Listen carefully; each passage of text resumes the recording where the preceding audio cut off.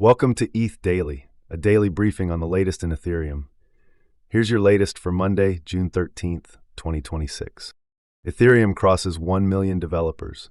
Standard Chartered forecasts a $100 uni token price by 2030, and Arbitrum publishes a 2026 roadmap. All this and more starts right after this message.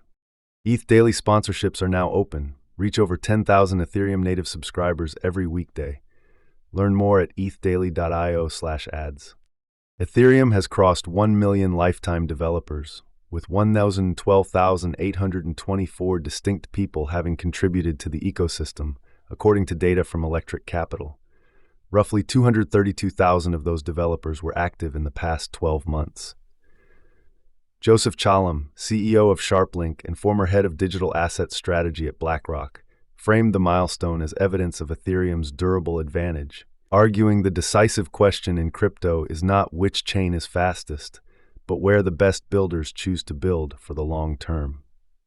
Chalom tied the figure to a recent tour of Asian developer hubs and pointed to active work on core protocol scalability, privacy, quantum resistance, and agentic systems as the reason the developer base continues to deepen Ethereum's moat. The milestone arrives as competing data points to a narrowing lead.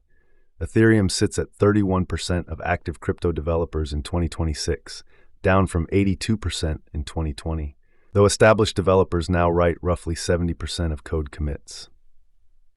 Standard Chartered initiated coverage of Uniswap in a global research note led by Jeff Kendrick, forecasting Uni rises 40x to $100 by end 2030 from around $250 today, a trajectory the bank expects to outperform both ETH and BTC.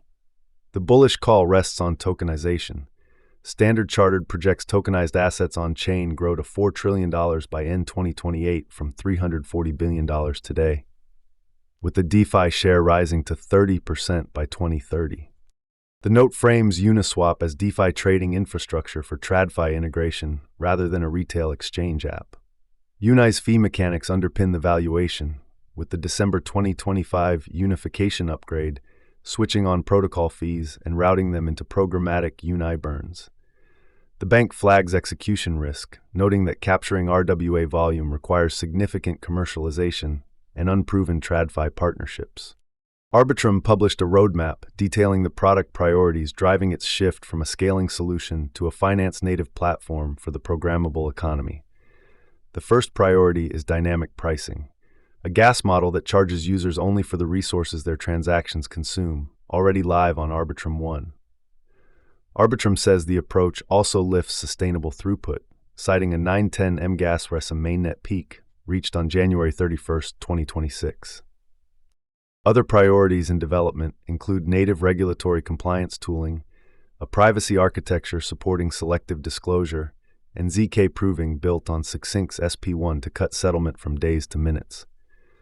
The roadmap also introduces Arbitrum Universal Intents for cross-network transfers, a yield-bearing bridge, priority gas auctions offering 125 millisecond pre-confirmation cycles, and real-time sequencer feeds.